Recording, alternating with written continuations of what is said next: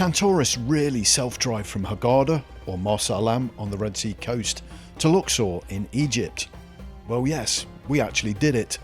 In this video we'll explain which road tourists can use, whether you need a permit, what happens at police checkpoints, whether the road is safe, where to get fuel, what documents you need, and whether this drive is genuinely a good idea or a terrible one. We'll also provide some guidance on how to decide if driving in Egypt would suit you or not.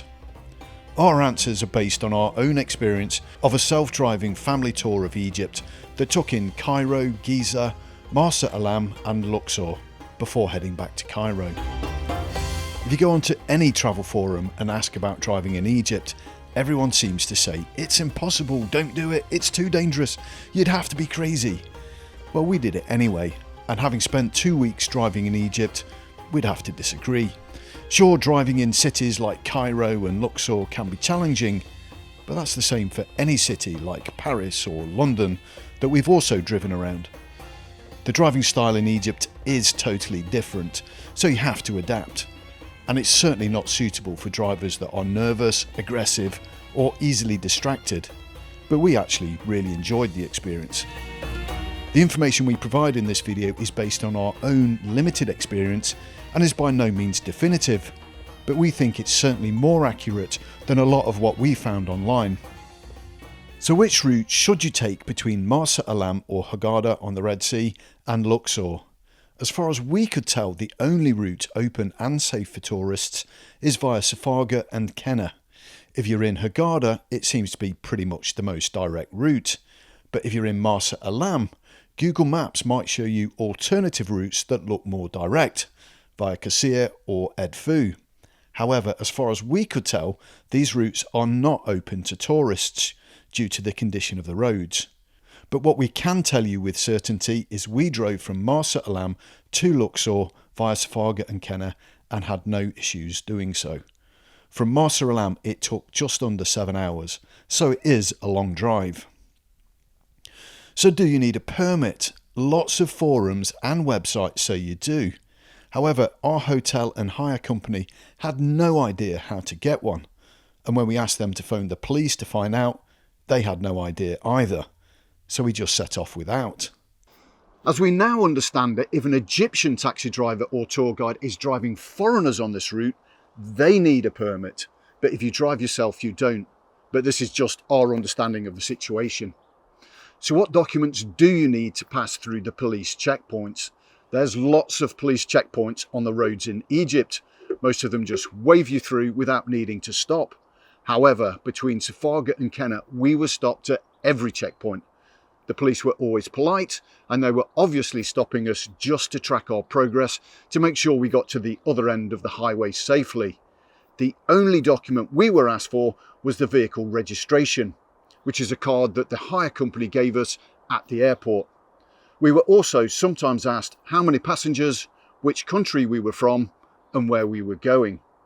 However, the other documents you must carry are passports, international driver's permit, and your driver's license.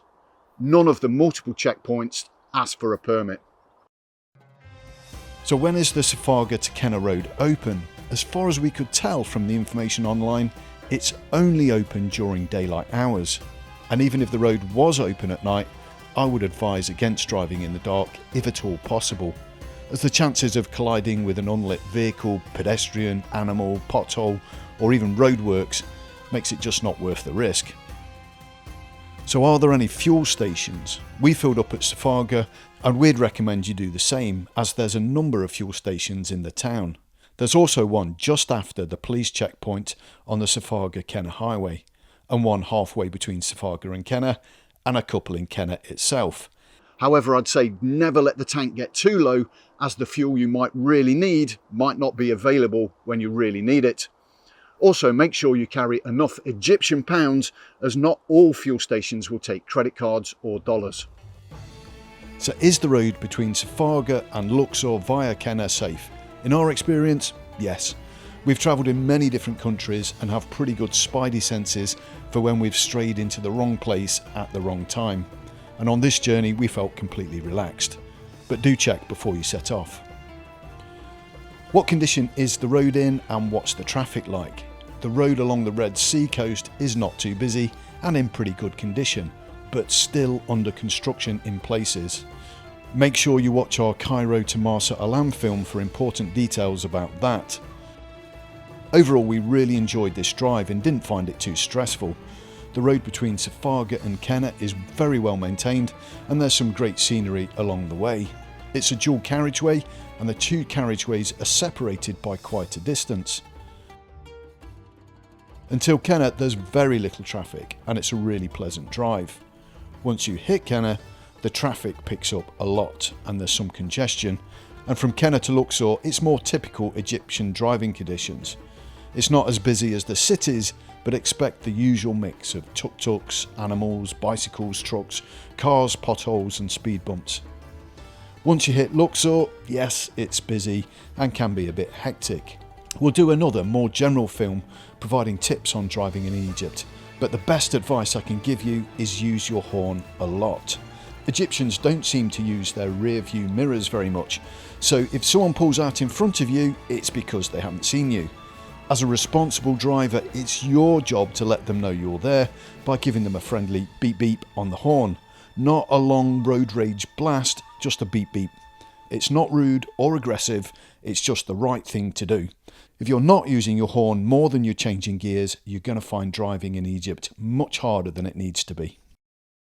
Who should or shouldn't attempt to drive between Luxor and the Red Sea? If you're at all nervous of driving in your own country, or have never driven abroad, or get angry when somebody cuts you up, or get easily distracted, forget driving in Egypt. But I would say if you are comfortable driving abroad, in a hire car, in major cities you've never been to before, you should be fine driving in Egypt. Egyptians expect the unexpected to happen at any time, which is why for all the craziness there seems to be so few accidents. If you can get into that same frame of mind without getting stressed, you can actually find the experience quite fun and rewarding like we did. So after 7 hours on the road, we finally arrived at the incredible city of Luxor. Do subscribe to watch our upcoming films where we explore Karnak, Luxor Temple, the Valley of the Queens, the Valley of the Kings, Luxor Museum and the Mortuary Temple of Hatshepsut. We're also going to be making another video providing some general tips and advice about driving in Egypt. If you've got any specific questions, do leave them in the comments and we'll do our best to answer them in that film. If you've not already seen our video about driving around Giza and Cairo and then onto Marsa Alam, then do look at that on our channel. You'll also find videos about our visit to Saqqara and the Bent Pyramid. Do subscribe to join us for our next film where we drive from Luxor back to Cairo.